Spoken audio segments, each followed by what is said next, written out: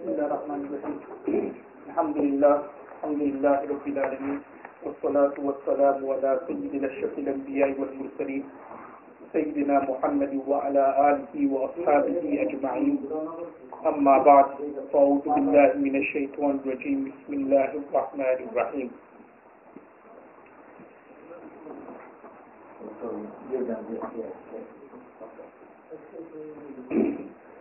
We concluded last week's lesson by looking at one of the many persecutions the mushrikeen, the pagans of Makkah, subjected the Muslims to. And out of all the persecutions, the most horrendous, the harshest, and the most oppressive was the persecution which we looked at in last week's lesson, when the various tribes of the Quraysh got together and they socially and financially agreed to boycott the Muslims.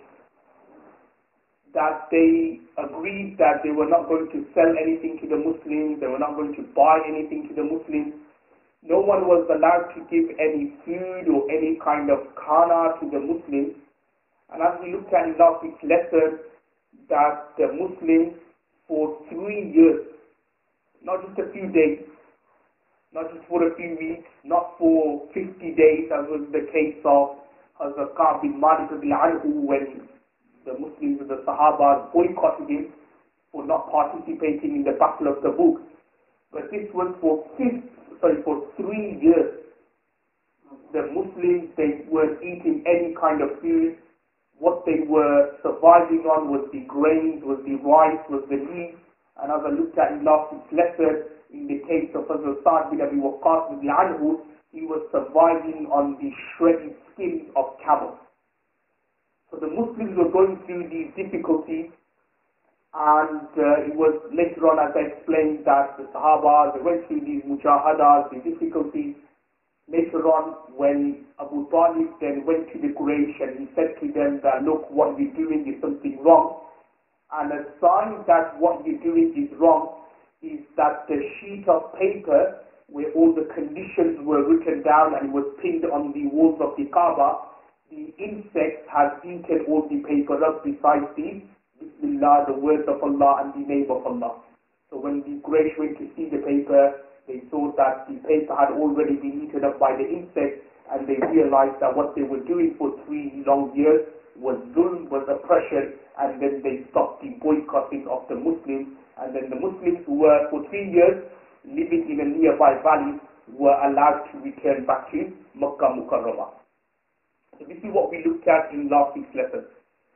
And just one point here, and I think I did mention this when we did the Sunday lecture, but I just want to reiterate this point again, that difficulties and hardships and trials and tribulations, they are all part and parcel of being a Muslim.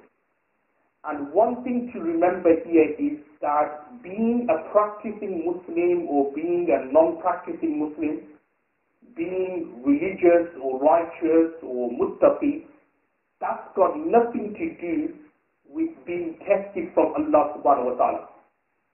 Sometimes many people, they come out with statements which borders kufr and which borders disbelief. They say that, oh well, I pray namaz, I give zakat, I go for hajj, I fast in the month of Ramadan. Why is it that I'm going through difficulties? Remember, going through difficulties is part and parcel of being a human being. Whether you're a Muslim, whether non-Muslim, doesn't matter. The same difficulties we go through, non-Muslims are going through the same difficulties. The same anxieties we go through, they also going through the same as well. The same kind of unemployment issues Muslims go through, non-Muslims are going through. The same way we have bereavements in our families, non-Muslims also have bereavements in our families. So it's got nothing to do with Iman. It's got nothing to do with kufr. Because if it had to do with Iman, if it was based on how strong your Iman is, then Rasulullah sallallahu alaihi wasallam and the Sahaba, they would never ever have been tested by Allah. But on the contrary, we find that Rasulullah sallallahu alaihi wasallam and the Sahaba, they were tested the most by Allah subhanahu wa ta'ala. So remember, being tested by Allah or going through difficulties is not based on how close you are to Allah or how not close you are to Allah. It's not based on religion. It's not based on the color of skin. It's just based on this is part and parcel of being a human being, part and parcel of living in this world and living in this dunya, that we are going to get tested by Allah subhanahu wa ta'ala. Now, the past month or so, we've been looking at various tribulations and difficulties, mujahadas, the Sahabas went through, Rasulullah sallallahu alaihi wasallam went through, and many of the difficulties which are mentioned, when you look at it, can be looked at in a collective way. I.e., some difficulties were for Rasulullah sallallahu alaihi wasallam, but there were certain difficulties or tribulations which affected everyone, which affected Rasulullah sallallahu alaihi wasallam and the Sahabas and the companions. Like in last week's lesson, we mentioned about the social boycott.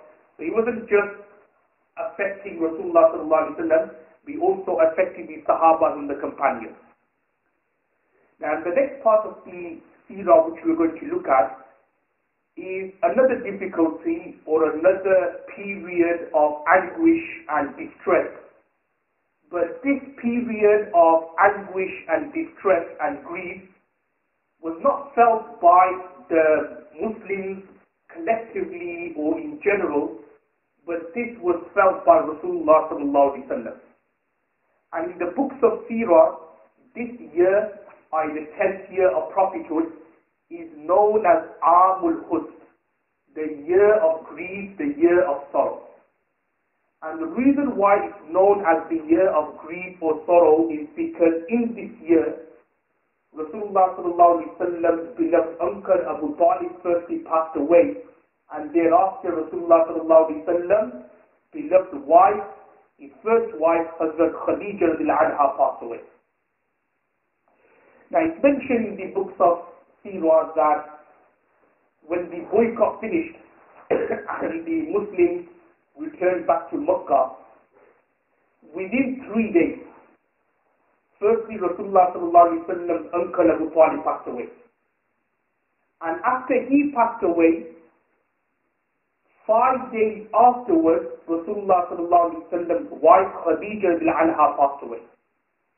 So basically within a week, the two people who protected Rasulullah sallallahu alaihi wasallam, who sympathized with Rasulullah sallallahu alaihi wasallam, who consoled Rasulullah sallallahu alaihi wasallam, within a week they had left this world. It's quite reminiscent of what Rasulullah sallallahu alaihi wasallam went through at the beginning of his life. Within 8 years, Rasulullah sallallahu alaihi wasallam's father, Rasulullah sallallahu alaihi wasallam's mother, Rasulullah sallallahu alaihi wasallam's grandfather Abdul Muttalib passed away. But here, in the 10th year of prophethood, at the age of 50, within 7 days, in a less of a time period, firstly his uncle Abu Talib passed away, and then afterwards Rasulullah sallallahu alaihi wasallam's wife Khadija radhiyallahu anha passed away. Now it's mentioned in a hadith of Sahih al-Bukhari and Sahih Muslim that when Abu Talib was on his deathbed, Rasulullah sallallahu alaihi wasallam went to see him, and he said to his uncle that just say one kalima, just say La ilaha illallah Muhammadur Rasulullah, then I will be able to intercede for you in the hereafter. Just say this, then forget about you didn't pray namaz, you didn't do this, you didn't do that. But as long as you just say this kalima, then I could then in the hereafter will be able to intercede for you and you will be freed from the eternal fire. Now at that time, Abu Jahl and Abdullah bin Umayyah. Now Abu Jahl and Abdullah bin Umayyah, they were like the leaders of the Quraysh. They turned around and they said to Abu Talib that, are you going to forego your forefathers' religion?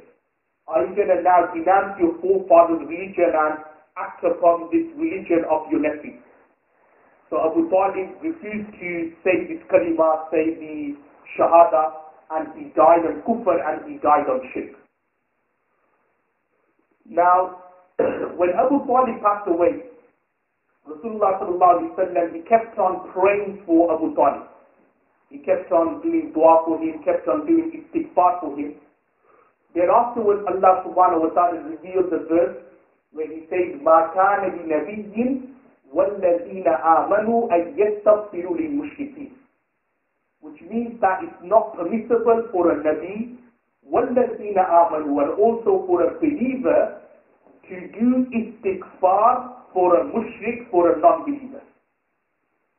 In particular, when that non-believer you know has died on kufr and shirk, you know that he's died as a disbeliever, then to pray for that disbeliever, to say to Allah, Allah, forgive his sins, forgive his kufr, forgive his shirk and so on, it is not permissible. In this dunya, when they are alive, you can pray for their hidayah, you can pray for their guidance. But when they have passed away and it becomes certain that they passed away on kufr and shirk, it's not permissible for you to pray for them. Before that, you could do dua for their hidayah and so on. Nothing wrong with that. Islam actually encourages that you do dua for their hidayah and guidance. But soon as they leave this world and they've left it on kufr, you can't pray for their guidance, well, not for guidance, but you can't pray for their tawbah, you can't do tawbah for them, you can't do istighfar for them, you can't ask Allah subhanahu wa ta'ala for Jannah, you can't ask Allah subhanahu wa ta'ala to save them from the fire. Because this world they were living in, it was a test. They only had one chance at it. There was kufr, there was iman. They chose the path of kufr, so therefore they will be punishing the hereafter. Because if they had chosen the path of iman, then Allah subhanahu wa ta'ala would have rewarded them. Now this takes me on to another point which I want to mention from this hadith, is that it is the unanimous opinion of the Ahl Sunnah wal Jama'ah that Rasulullah sallallahu alaihi wasallam's uncle Abu Talib passed away on kufr. All the ulamas of the Ahl Sunnah wal Jama'ah, they agree on this particular point.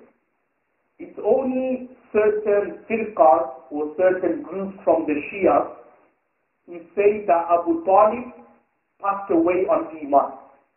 And they now say all the other Sahaba, besides Hazrat Ali ibn Anhu, died on kufr and shirk. So they say that besides Abu Talib, the Ahl Bayt issue, so they say Abu Talib and Hazrat Ali ibn Anhu, they were only Muslims, but the rest of the Sahaba, the companions, they died on kufr and shirk. So that's what the Shia say. But unanimously, as I said, the Ahl Sunnah wal Jama'ah, they all agree that Abu Talib, no, in fact, died on kufr and shirk, and obviously all the Sahabas, it's obvious that they died on iman after Rasulullah sallallahu alaihi wasallam's death. And there's many ahadith which point towards Abu Talib passing away on kufr and shirk.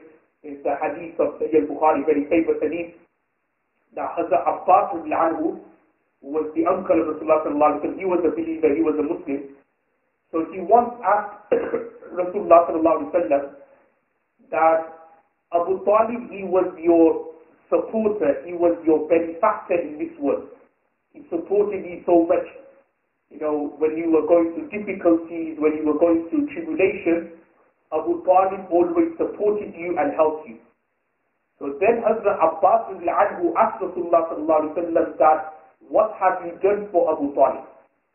So Rasulullah sallallahu alaihi wasallam then replied by saying that if I hadn't prayed for Abu Talib, he would have been in the midst of the fire. But because I have prayed for him, that's why he is up to his ankles. That's why he mentioned the hadith of Sayyid Bukhari. Now what he meant by it's up to the ankles, as I probably explained earlier or before, that because the good things which he did for Rasulullah sallallahu alaihi wasallam, Allah subhanahu wa ta'ala accepted Rasulullah sallallahu alaihi wasallam's intercession in terms of tahseeb of his azab. Not like intercession in terms of savior from the fire of hell and into Jannah and paradise. No, he will be in the fire of hell. But the only intercession which Allah subhanahu wa ta'ala has accepted is that Abu Talib will get a kind of less punishment compared to others who will be in the fire of hell. And the less punishment, as mentioned in the hadith of Sayyid Bukhari, is that he will be given sandals or shoes made out of fire. That's what he says, up to his ankles. The fire will be up to his ankles, but it will still be so severe that it will cause his brain to boil. that is like the least punishment somebody will get in hell. Imagine someone who dies on kufr, someone who's done bad sin and great sin, and he passes away without tawbah, what kind of punishment he will get in the hereafter. If Allah subhanahu wa ta'ala is going to give Abu Talib the least punishment because of that. So imagine someone who's a very bad person, an evil person, what kind of punishment and azab he will get in the hereafter. Now just a couple of things with regards to non-Muslims and so on, and when they pass away. Remember, according to Imam Abu Hanifa rahmatullah alayhi, he's of the view that if a non-Muslim passes away, it is permissible for a Muslim to bury him. You can actually assist in his burial. In particular, if there aren't any other non-Muslims there. Just say, for example, your brother happens, to say, if you happen to be a non-Muslim, your father happens to be a non-Muslim, and if he was to pass away, then to assist in terms of the tajheez and tasbih, in terms of the burial and so on, that is allowed, that is permissible. But another point to remember is that if a non-Muslim relative was to pass away, it's not permissible for a Muslim to inherit from his property. You can't inherit from his property. And that was the case when Abu Talib passed away. He had 4 sons. Their name was Talib, Aqil, Hazrat Ja'far radiallahu anhu, and Hazrat Ali radiallahu anhu. When Abu Talib passed away, he had 4 sons, Aqil and Talib. They were non-Muslims.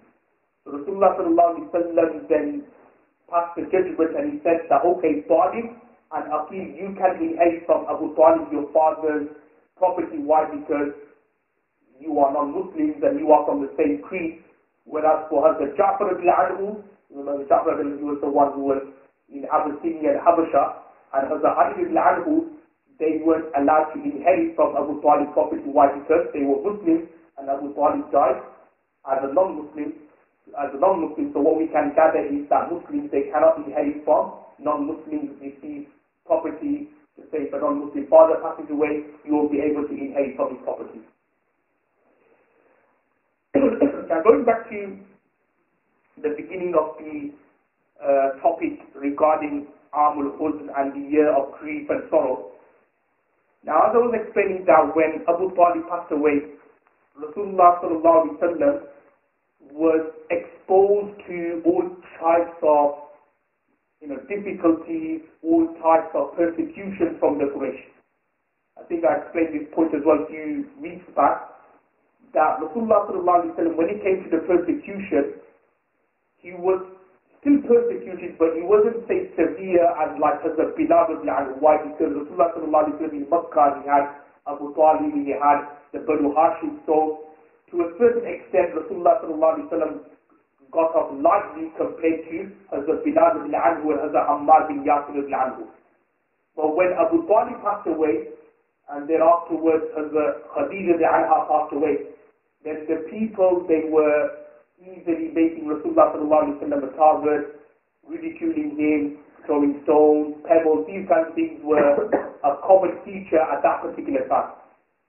So Rasulullah sallallahu alaihi wasallam then decided that I will go to Ta'if, which is a city or a town near Makkah. I will go to them and I will try to convince them about Islam, give them da'wah about Islam. And if they believe, then they could act as my benefactor, they could act as my supporter against the Quraysh and against the pagans of Makkah. So it's mentioned that Rasulullah sallallahu alaihi wasallam in the month of Shawwal, so again in the 10th year of Prophethood, in the month of Shawwal, Rasulullah sallallahu alaihi wasallam with his adopted son, Hazrat Zayd bin Harith radiallahu anhu, went to Ta'if. Now in Ta'if, Rasulullah sallallahu alaihi wasallam met 3 brothers. Their names were Abdi Ali, Mas'ud and Habib. So Abdi Ali, Mas'ud and Habib. So there were 3 brothers. Now Rasulullah sallallahu alaihi wasallam approached them and explained to them about Islam, explained to them that I'm the Prophet of Allah, about God and so on and so forth. Now these 3 brothers, they didn't believe or they didn't listen to Rasulullah sallallahu alaihi wasallam. Now fair enough, just say for example, if you give da'wah to someone and he says thanks, no thanks. You understand. You say sometimes we go to people about, non-Muslims about Islam, they hear you and then they say, oh well, I'm not really interested. We go to brothers about dhikr and so on.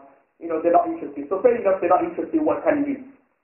But these people here, instead of like saying, well, thanks, no thanks, they then started ridiculing Rasulullah sallallahu alaihi wasallam, making derogatory comments. They started saying, oh well, if you are prophet of Allah, why has Allah chosen you? Why couldn't you choose someone better? All these kind of things, how you're not fit to be a prophet of Allah, you're not worthy to be a prophet of Allah. So they started making these kind of comments. But then on top of that, they then ordered the youth and the youngsters of Ta'if to line up and start throwing stones and rocks at Rasulullah sallallahu alaihi wasallam. So even if you don't want to listen to the message, you just say thanks, but I'm not interested, then you go. But what they then started doing was then hurting Rasulullah sallallahu alaihi wasallam. They told the youngsters, get some rocks ready, get some stones ready, and when this person is leaving the city, then start throwing stones at him. So it's mentioned that the youngsters, they started throwing stones at Rasulullah sallallahu alaihi wasallam, started throwing rocks at Rasulullah sallallahu alaihi wasallam. What I mean by rocks, I mean like a small rock outside. These are big, massive rocks they were throwing at Rasulullah sallallahu alaihi wasallam. It's mentioned that, sometimes when you get beaten up or when you get thrown things, you sometimes collapse to the floor because you can't take it. You get thrown with the pebbles and the stones are coming from all directions. You just collapse to the floor. So that's what happened. Rasulullah sallallahu alaihi wasallam was being, hit from all over the place. There was blood coming out, gushing from his body. So he collapsed to the floor.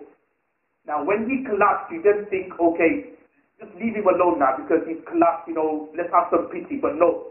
When Rasulullah sallallahu alaihi wasallam collapsed to the floor, they then kind of surged on Rasulullah sallallahu alaihi wasallam even more. They got near to him and they started hitting him even more. So then Rasulullah sallallahu alaihi wasallam had to then get to his feet and then walk again. Then they start throwing stones at Rasulullah sallallahu alaihi wasallam. He would then collapse to his feet again, collapse to the floor. Then they would merge on him. They start hitting Rasulullah sallallahu alaihi wasallam. Then Rasulullah sallallahu alaihi wasallam would then have to stagger to his feet and then make walk again. So this was what Rasulullah sallallahu alaihi wasallam was going through. Hazrat Zayd bin Harith bin Anhu, who assisted Rasulullah sallallahu alaihi wasallam, he tried to shield Rasulullah sallallahu alaihi wasallam, but he also got severely wounded and injured. Rasulullah sallallahu alaihi wasallam, he was really badly wounded and injured, and in that particular state, as mentioned in the books of hadith, that he was bleeding so much that the blood was gushing over his sandals. It was like a river, it was like a stream of blood was coming out. So that's what Rasulullah sallallahu alaihi wasallam went through. So he then went and he rested near a tree which belonged to two of his enemies, actually Utbah and Shayba. But they at that time had some pity for Rasulullah sallallahu alaihi wasallam. They saw that Rasulullah sallallahu alaihi wasallam was beaten up and rocks and stones were being thrown at Rasulullah sallallahu alaihi wasallam. So they didn't do anything. But instead they had a slave called Addas, and they said to Addas that go to Rasulullah sallallahu alaihi wasallam and give him a tray of grapes. So Addas went to Rasulullah sallallahu alaihi wasallam. Rasulullah sallallahu alaihi wasallam picked up the grapes. He said Bismillah, and then he started eating it. Now when Addas, when he heard these words, Bismillah, in the name of Allah, he then asked Rasulullah sallallahu alaihi wasallam that, you're the very first person I've heard in Makkah say these words, Bismillah, in the name of Allah. So then Rasulullah sallallahu alaihi wasallam asked Addas that, where are you from? So Addas said that I'm from Nenwa and I'm a Christian. So then Rasulullah sallallahu alaihi wasallam asked Addas that is it that Nenwa where the Prophet Yunus alayhi salam was sent? So then Addas then amazingly replied, yes, this is that same Nenwa where the Prophet Yunus alayhi salam was sent. And then he asked Rasulullah sallallahu alaihi wasallam, how do you know about Yunus alayhi salam? So Rasulullah sallallahu alaihi wasallam explained to Addas that Yunus alayhi salam is my brother, he's a messenger of Allah. I'm also a messenger of Allah as well. So Addas, when he heard Rasulullah sallallahu alaihi wasallam say that he's a messenger of Allah, because remember, the Christians and so on, during those times, they knew of a prophet coming, a final prophet coming. So when he knew that this was the final message of Allah, he then accepted the Shahada and he believed in Rasulullah sallallahu alaihi wasallam. Now Now going back to the main story, what then happened was Rasulullah sallallahu alaihi wasallam prayed to Allah. And this tells us about the humility and humbleness of Rasulullah sallallahu alaihi wasallam. He didn't complain. He didn't say to Allah, Allah, send your azab and destroy them. But instead, Rasulullah sallallahu alaihi wasallam prayed to Allah. He said to Allah, oh Allah, I pray to you regarding my weakness and my kamzuri, meaning that I was unable to fulfill the message or relay the message or convey the message to these people. So again, look at Rasulullah sallallahu alaihi wasallam. Obviously there was no evil in Rasulullah, there's no weakness in Rasulullah, he's a perfect model. But even then, he then said to Allah subhanahu wa ta'ala, look, I'm weak, I'm kind of arduous, I was unable to convey or relay your message. And the hadith goes on to say that Sayyidina Jibreel alayhi salam then replied to Rasulullah sallallahu alaihi wasallam and said that Allah has instructed me that the two angels, because remember the city of Taif was between two mountains, so there are two angels which have been entrusted with the mountains of Taif, and Allah has said that if we want, we can tell the angels of the mountains to crush the people of Taif together. So then Rasulullah sallallahu alaihi wasallam was saying that no, I don't want this to happen. Even though these people did not believe in me, I wish or I hope that their progeny will one day believe in me and believe in Islam. And this obviously prophecy or this dua for them was fulfilled when after the conquest of Makkah, Rasulullah sallallahu alaihi wasallam then went to Taif and he then defeated the people of Taif and they all converted to Islam. So this is, Rasulullah sallallahu alaihi wasallam, look at Rasulullah akhlaq and characteristic there. If it was any one of us, if we were beaten up that severely, straight away we would have asked Allah, azab, send azab to them. But no, Rasulullah sallallahu alaihi wasallam, he firstly, prayed to Allah for his weakness, but thereafterwards he then prayed to Allah subhanahu wa ta'ala for their hidayah and for their guidance.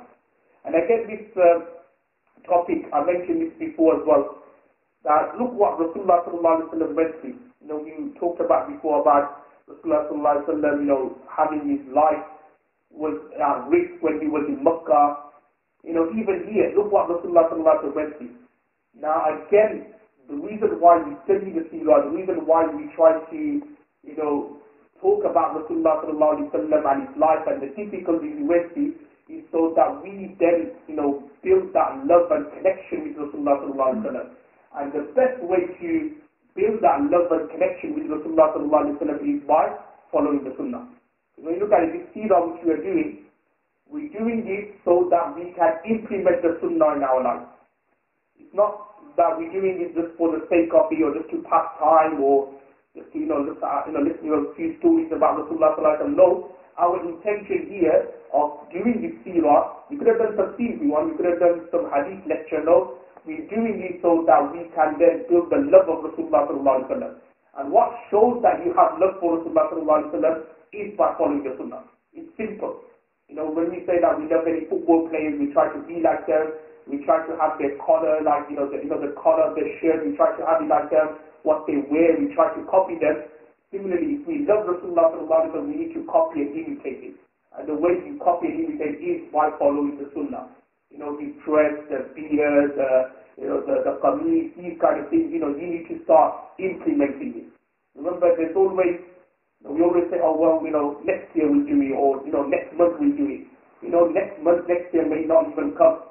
How do you know we're going to be alive until next year? You can't just keep on saying, beer we keep it when we're around 40 or when we're around 50. No, we need to start keeping the Sunnah. So these things, the beard and so on, we need to start implementing in our life, because only when we start implementing these things in our life, that's when we can get the true love of Rasulullah sallallahu alaihi wasallam. Allah gives the tawfiq to actually what we said, wa akhir da'wana alhamdulillah.